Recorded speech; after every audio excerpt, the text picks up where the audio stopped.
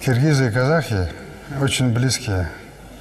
У нас не то, что переводчика не надо, у нас фактически один язык. Так что вопрос известности в нашей стране Чингиса Айтматова не стоит, потому что он истинный писатель как киргизского, так и казахского народа.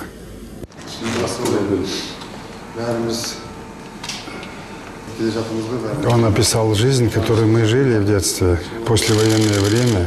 К окончанию войны мне было где-то 4, 5, 6 лет.